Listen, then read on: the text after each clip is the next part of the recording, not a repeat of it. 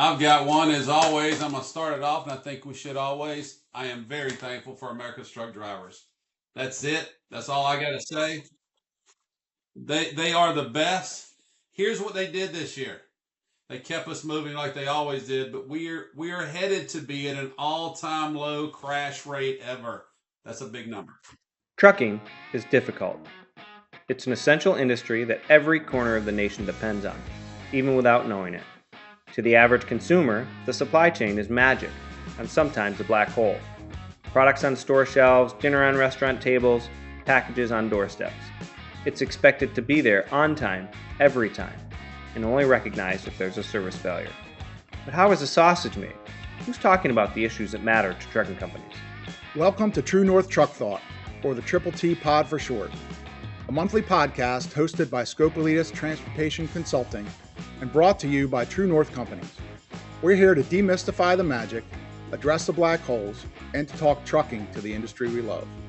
Whether it's the latest research, upcoming laws and rules, safety issues and solutions, or practical discussions about real-life supply chain challenges, the TTT Pod is here to help the most important industry in our country to navigate its greatest challenges and opportunities. We bring together some of the best and brightest experts to talk about and tackle some of the most pressing industry issues. So without further ado, I'm Steve Keppler. And I'm Sean Garney. Let's get trucking. Greetings!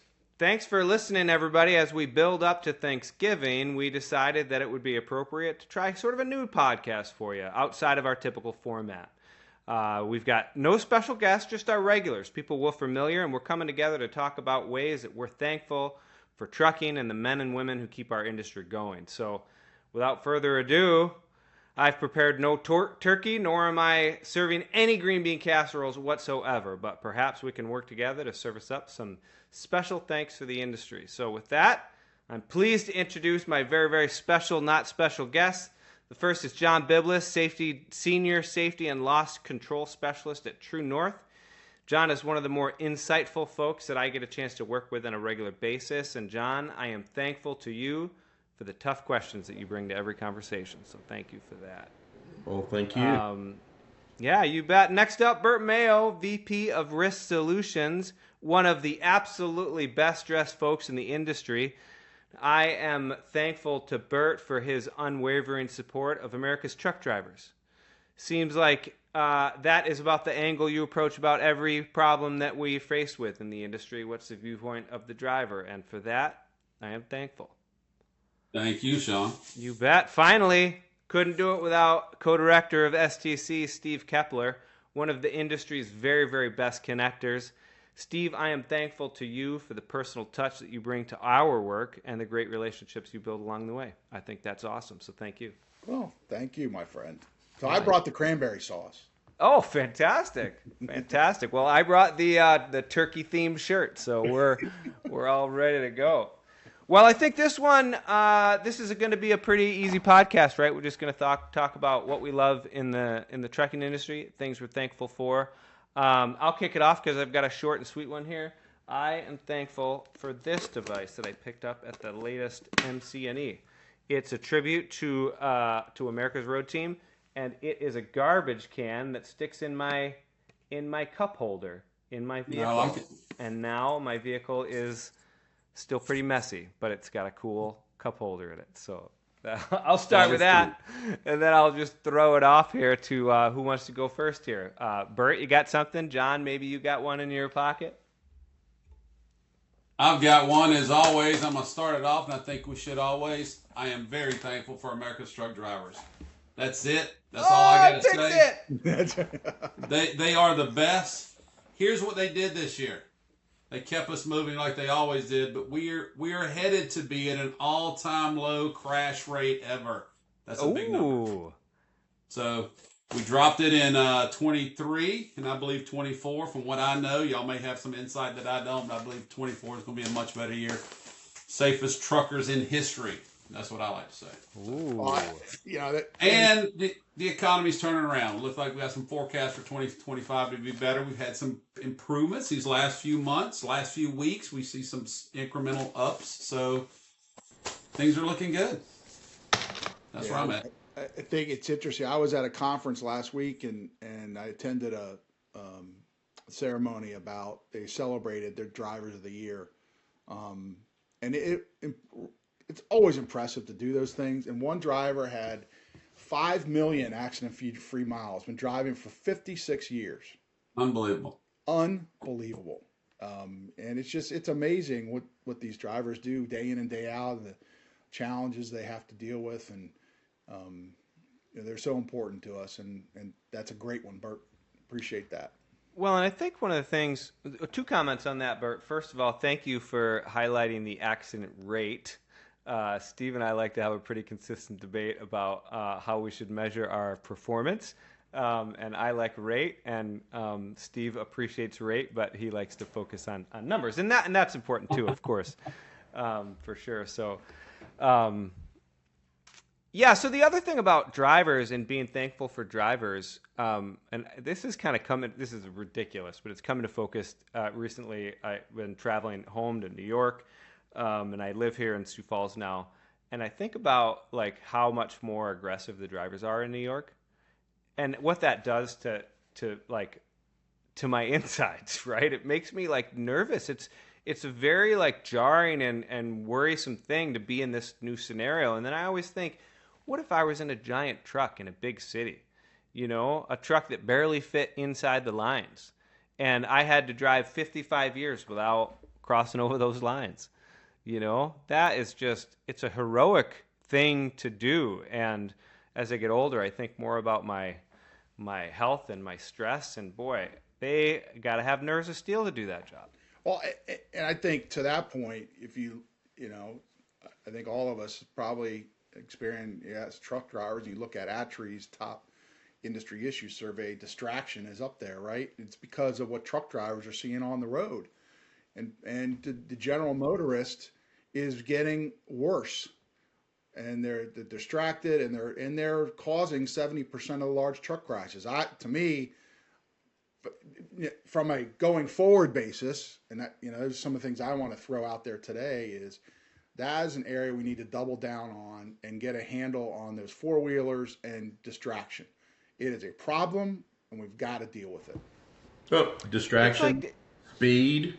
I mean, it's the fact that our truck drivers get out there and they're able to operate safely and successfully it's a testament to what they do, because every year it gets harder and harder because of increased traffic, and now driving for the average motorist is a secondary thought while they're in the car, right? I mean, they're that, right? Yeah, exactly. So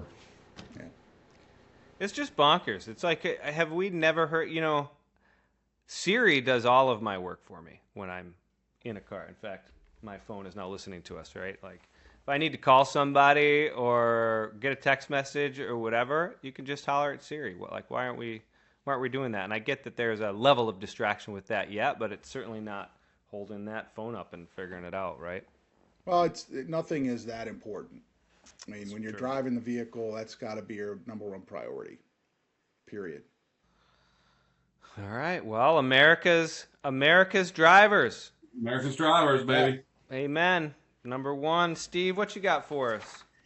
I've got so I think, I'm hopeful. I'm thankful, but I'm hopeful. This year, the Supreme Court made a decision on the Chevron deference ruling, which essentially basically said it's really to address the administrative state we have in this country with government regulations and overregulation and government agencies interpreting congressional direction and overstepping their bounds.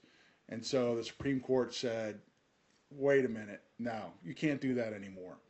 And so I'm thankful for that decision, because I think it's going to have long-standing effects on regulations, not just for our industry, but in a lot of areas, because that's hamstringing our industry from being successful, from being safe, and from really getting out from under all these burdens they have to do, in many respects aren't directly impacting on safety. So I'm hopeful that this is going to lead to a regulatory shift and a change in how we do regulations in this country, and frankly, we need to get a bunch of them off the books.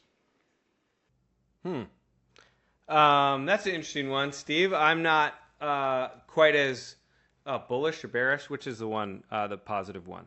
I'm not quite as that one. I think it'll change the way that we do things, but I'm just not sure who's empowered anymore now to like do things that need to get done. We need to have good scrutiny. We need to have good direction from Congress. I think all of that will improve. But is it just going to turn into it depends on which court and jurisdiction that you sue in, depends on whether a rule stands or not, because it does come right back to the judge. Plus, like, we do know that in some ways there's been a brain drain in government. So some of the smartest people that were writing the rules before aren't there anymore. So I don't know. I think it'll be interesting. I'm looking forward to checking it out. And Prasad always says it's going to have a long tail, and we're going to have to see sort of how it shakes. But hopefully you're 100% right that there's a bunch of regulations on the books that probably don't belong anymore. And I am definitely concerned with the very, very rigid nature of our regulatory system. Right, like a rule happens, and then you're stuck with it like forever. Well, that's what I think it's going to lead to a number of things. I think it's portending, because in my view, in the future, the government can't continue to operate the way it has and keep pace, particularly with technology and the advancements that are coming. It can't keep pace. So it's going to, in my view, I think we need to rethink the whole system and the whole process of how regulations are created, and hopefully it'll make sense to look at the book and say, look, okay, are these things really impacting on safety, and do we really need to spend time and energy enforcing this? Let's slim down the book and focus on things that we really can correlate directly to safety and improvements. Well, and I'd say too, not just slim down the book, but just unlock future innovation in some ways. Like, I think that's part of it, is like people like, I want to do this new great thing, but I'm not sure if I'm allowed to. Well, if you talk to our carriers, and I'm sure Bert and John, you talk about this all the time, and safety directors have to focus on CSA and compliance over here, and spend resources and things and trying to focus on that, and it's inhibiting their ability to spend on things they know can impact on safety, because they've got to spend these resources over here and they can't do it on things over here, and so that's a constant kind of tension, if you will, between compliance and safety. Yep. Most of them are worried about getting the med card assigned to the driver's license at the DMV. That's where they spend 50% of their time. I know it's over exaggeration, but things that don't impact having a crash or not having a crash at all. That's right. Yeah. And does that really make sense? I'm going to take it off script here a little bit. I want to offer a postscript on our very, very first podcast about safety versus compliance, because I think ultimately we ended up with like, hey, we know like fundamentally they are different, and that everybody's focus should be here on safety. I just had this experience with a motor carrier who I went in and audited, and I have never seen a compliance program like this. It was unflappable. They did not miss a mark. Full stop. It was frustrating because they paid me to come in and like point out their problems, right? But I find no problems. That was a very safe fleet. Like, their numbers, their crash rate, all of that, they were very safe. So I do think I'm changing my answer from the very first podcast. I think compliance is an important input to safety, and that if you only focused on compliance, you'd probably be a little safer than somebody who only spent 25% of their time on compliance. Sean, I mean, don't you think, we need to stay with being thankful, but don't you think that is, I always use this, I know John's heard it, y'all probably have too, they understand the spirit of the regulation and not just, I need to get the backgrounds done within 30 days. I mean, if you understand the reason you need to do it, yes, I agree with you completely. I run across too many motor carriers that just get it done and don't know why they're doing it. Well, it's also about discipline and culture too, right? It's culture. That's it, Steve. You're right. It is culture. And here's my other thing before we get on down. I have realized this year, maybe it's because I've hit the mark I've hit in my life, because they always ask me, what is culture? Culture is absolutely everything they do, from the shrubbery, the painting, the way the furniture is arranged, the way they treat people. Culture is everything, because you'll see different versions of that motor carrier. They get acquired or they partner, and one little thing can change everything. Culture is literally everything they do and how they do it. Agree. All right, John, you're not everything we do, but maybe you've got a thankful bit for us. Yeah, as we're talking about regulations, I'm thankful for the clearinghouse version 2.0 with the CDL downgrades. Yeah.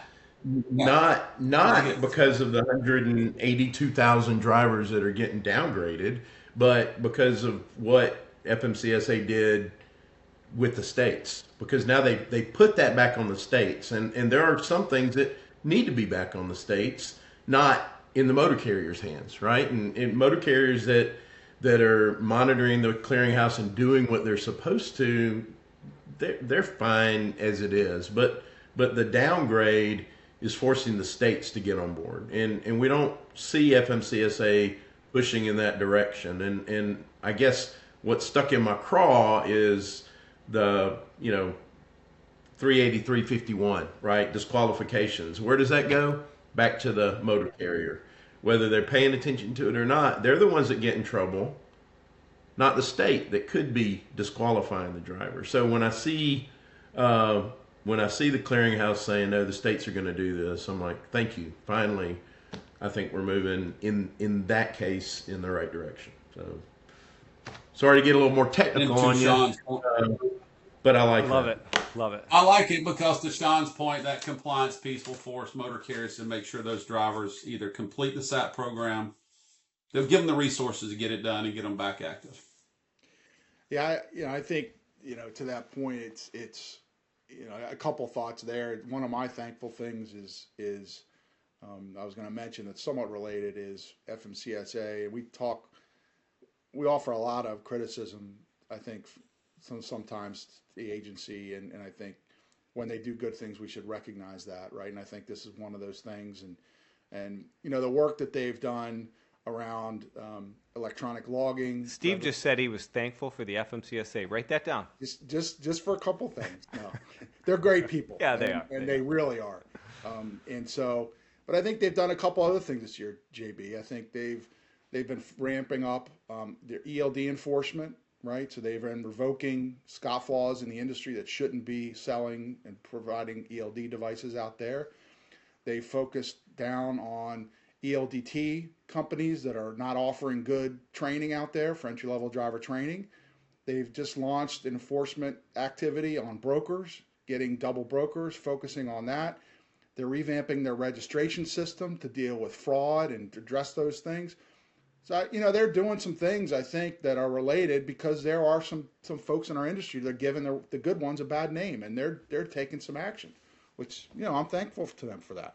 Man, amen, brother. You're right. They have accomplished a lot this year, and we should all be cheering that in a lot of ways. So, yeah, so amen to that. And John, I couldn't agree with you more about putting states in the soup.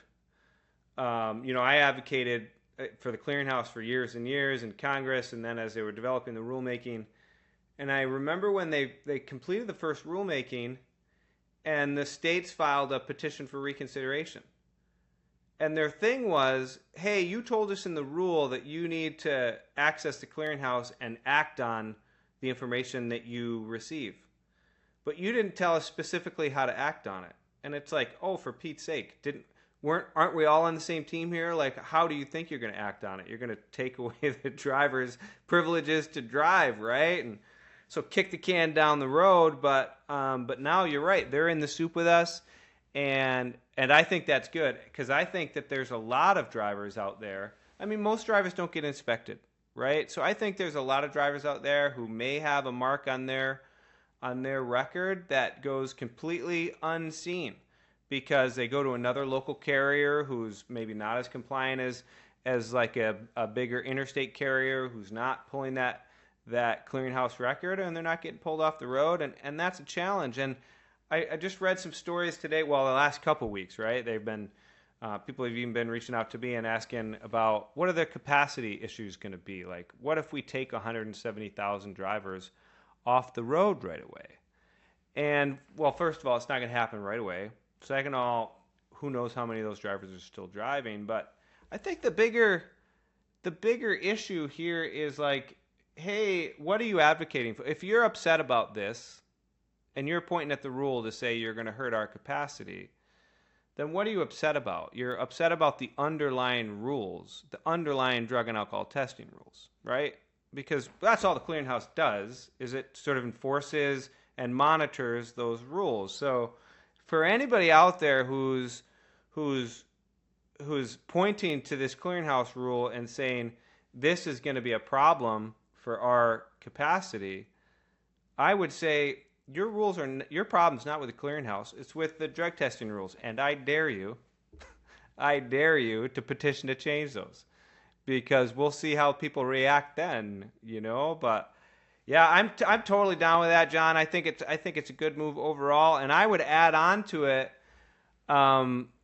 them clearing the way for oral fluids. So the Department of Transportation just issued another final rule on oral fluids, which cleared up a ridiculous problem that we had, this chicken or egg problem about who can be a authorized collector and who can train authorized collectors, and they sort of fixed it up. I mean, they kind of screwed it up too in a little bit, and so the problem before was we can't have oral fluids because somebody needs to train the collectors, and to train the collector you needed 1 year of experience, right, before you could be a trainer of a collector. And so now how do you get a year of experience if you can't be trained? That's a problem. So what they said is this part of the rule doesn't apply until a year after the first lab is certified, right? And that person's got to take training. So, but the training's not going to start until a year after the first lab is certified. That's when your year starts, and then it ends. Like, are we going to have enough by then? Like, is anybody going to have a year of experience, or are we going to have this same problem? See, one person. This is where the rules get in the way, right?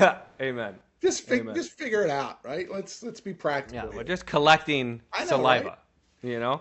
Well, John, I think to your point, the other thing from a state perspective, one of the things I think that we'll see how the states perform.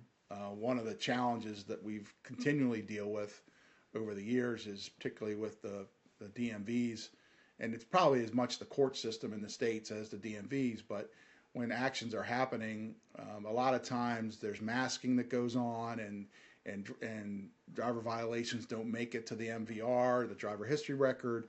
So that's still a big gap, I think, in the whole system. And there's been research to substantiate this, and that, to me, that's an area for opportunity we should be focused on in the future. Is okay, let's hold the states accountable now to doing what they're instructed to do and getting money to do, making sure that all of those things that are happening roadside make their way to that driver's record, so carriers have a true picture of the driver. Right. Yeah, you can only plug one leak at a time, right? Yeah, that's a good point, Steve. That there will be a couple of lagging states. No doubt about that. But I think on the Drug and Alcohol Clearinghouse, we don't need to lose sight of those drivers are already disqualified. They've been disqualified. They've been in the clearinghouse. So this is just kind of an extra step to make it more visible, if you will, because any motor carrier that was doing what they were supposed to do would have done the queries and would have known that driver was not eligible So, I mean, for me, this was more about FMCSA just pushing back on the states to do, these are things you need to do. That was the win. That was kind of what I'm thankful for. As far as the clearinghouse goes, I mean, the problem, the whole, I mean, drug and alcohol is a problem in the industry. I can't remember. I tried to look it up this morning how many people have been disqualified.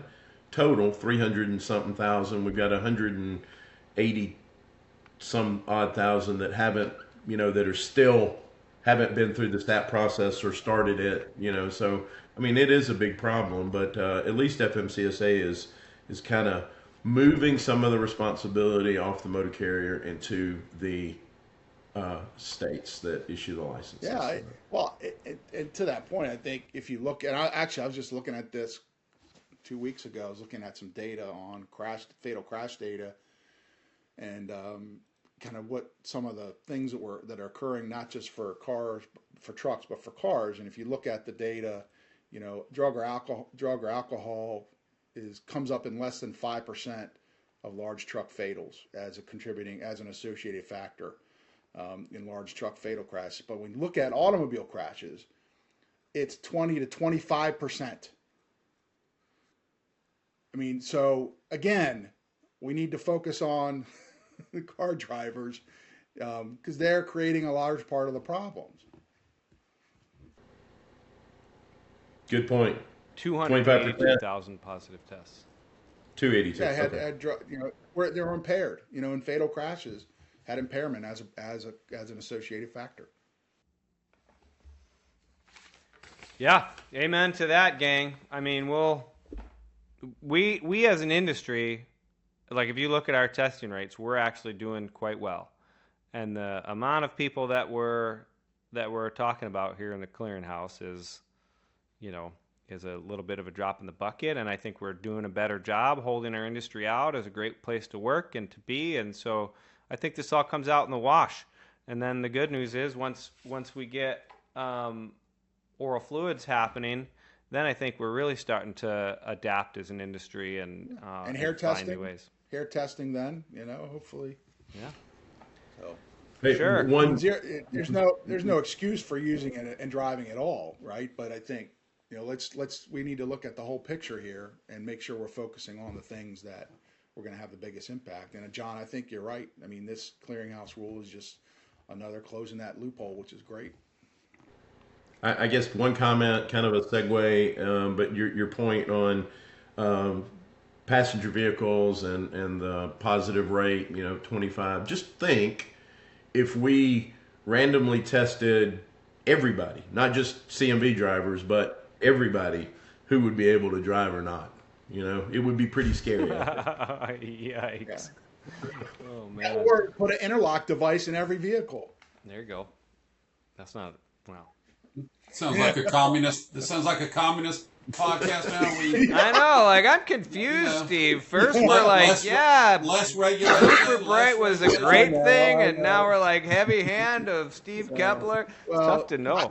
I'm all about safety, so sometimes it makes sense to regulate, sometimes it doesn't. But you can't regulate idiots, so. You cannot. Oh, man. Well, we're kind of sneaking up here on our time, hoping to keep this one a little shorter. I did want to just take just a moment and say one thing that I'm really thankful for is that even though FMCSA's notice that came out this week on CSA wasn't definitive. It didn't say, we are doing this on this date and you can expect it to go on this date.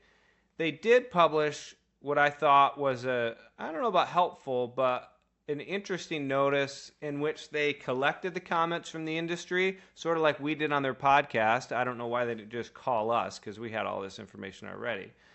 But they talked a little bit about what the folks said and what they thought about it. And I think that's going to be an important marker for the next administration because, as we've talked about before, the big challenge of getting these changes implemented in the industry has been the constant churn at the top of the agency. And I think by putting the notice out now and saying, here's all what we think in writing about what you've said, they're trying to sort of pave the road a little bit and hopefully make this a little bit easier for them to implement. The comments were widely supportive in almost every element. They made almost no proposed changes to what they had proposed before, except they were going to propose to call a basic safety category. But some inquisitive minds encouraged ATA, ABA, and another to change that position and say, let's call them compliance categories. So they changed that, but otherwise it's pretty much as proposed, which I think is probably a good thing. I mean, one comment that I did find a little interesting, not to belabor a point here though, but was on I'm looking for it in my notes, on the bifurcation of the vehicle maintenance basic. One thing I'm going to start thinking about is, how do we think this is going to change how we evaluate our drivers? We were just talking about how thankful we are to our drivers, and a lot of times we get PSP reports and we see a bunch of vehicle maintenance violations on there, and we think, it's probably work for a bad carrier. But now these are going to be vehicle maintenance driver observed. Like, they're going to point right to the driver. So I'm wondering how that's going to change how carriers are evaluating drivers, and I don't know if it'll be for the good or for the bad. Well, but that was one interesting comment that came out of the FMCSA. Yeah, I think that's a good point. I'm hopeful that, how many carriers do we go into, guys, that DVIRs is a constant challenge, right? Right. And so this is going to put more emphasis on that importance. It's going to shine more of a light on that, and hopefully that'll create some motivation to change. I think it will. I mean, you're absolutely right. I'm sorry to interrupt, but I just wholeheartedly agree. No, I think that with the drivers, Steve, I think that we get what we manage to, and by bifurcating that, using your big word, Sean, I think that pointing to driver observable defects and holding the driver responsible for, these are the ones that you should have found. I think that drivers will become, they will start understanding where they need to look, and I anticipate them to perform a little bit better once they start getting held accountable for that. Yeah, I mean, I remember, and we talked about getting rid of regulations, but I think this is an area where it's important. And I remember we had Jack Van Steenberg on our last podcast. I remember a conversation years ago when FMCSA changed the DVI requirement to say you don't have to do it every day, just only where there's a defect. And I remember having a conversation with Jack about that. I said that's a problem. I think that's a bad decision the agency is making. Because now totally drivers, it's not a habit, right? And so it creates challenges. But is that what they said? I mean, I heard what you said. They don't have to do it every day, only when there's a violation. I don't think that's what they said. I think they said you don't have to do a written DBIR unless you're documenting a violation. The driver should be doing the DBIR. Still have to do it. We still have to do it, yes, but the documentation. But that's the attitude. I think that's the attitude that we got was, I don't have to do it every day. Right. Yep. Which is unfortunate, but I think the only other thing I'll mention on the CSA thing that I think that's somewhat interesting in the notice, they talked about they're contemplating doing data runs more frequently than monthly, which is interesting. And to me, it's foreshadowing kind of some of their, and maybe it's just me, but the thinking of, we've got the SFD rulemaking coming next year. At least that's on the docket still. And one of the things they're contemplating is using CSA as part of the safety rating process. So maybe they're contemplating doing more consistent data runs and having that as part of the safety fitness process. So we'll see. I really like that. I mean, I think they should. We talked to a lot of carriers who are like, hey, I've got this problem. And you're like, well, we don't even know if it's going to be a problem till we get to the snapshot. And then we'll figure out if it is. And more real-time data is better. And FMCSA's the reasons back in the day was like it takes a lot of computing power. Well, I don't know. AI seems to have figured out the computing power problem. So maybe we should just invest in some Bitcoins, or I don't know. I'll mix some other metaphors later too, but just stick around for that one. But yeah, I think that's a good thing. The other thing I just want to get Steve boiled up a little bit about is geographic variation. Oh. What did they say on that, Steve? They said 0. They're kicking the can down the road. They said they couldn't deal with it. They don't want to impact on the state programs at the state level, and I think that's BS. Yeah, like why would that impact on the state's programs? They get paid to produce what they need widgets. to do. Yeah, you figure it out. Figure out how the algorithm can account for it. I mean, this is what every industry organization wants it. Oh, yeah. Figure it out. What a mess. You got me all worked up. I know. Well, that's right before we head on out, so that's good. In the effort to just keep this one punchy for folks on their dog walk with their vacation here, I think we'll close it out here. Can I say one more thing? Please, you must. You must. Yes. I'm thankful for the increased emphasis on truck parking this year. Oh yes. And more money at the federal level and the state level. There's more private sector interest. This has been an issue for the industry for years. I hope it continues. Nice. Yeah. Let's just. I'll be exceptionally thankful when it actually turns into parking spaces. But for now, I really love that. I really love that. I'm thankful for jet fuel this year because I've been doing a lot of travel and it's just really helpful to get around. So better than lithium batteries. That's right. All right. Well, of course, going to get everybody their final words as we go out. Want to thank everybody for being here. I want to wish you guys a truly great Thanksgiving. I did not make those things up I said about you in the beginning of the podcast. I'm really thankful for each one of you and your contribution to the industry. So thanks for that, and have a great Thanksgiving. Don't call me. I'll be in Thailand. Thank you, everyone. I've enjoyed it. We'll see you in December. Have a great Thanksgiving. Yes. Enjoy family. Happy Thanksgiving. All right. Thanks for listening to this episode of True North Truck Thought. If you enjoyed the topic today and want to tune in for future conversations here on the TTT Pod, make sure to follow us. Also, please don't hesitate to let us know which topics you want us to cover in future episodes.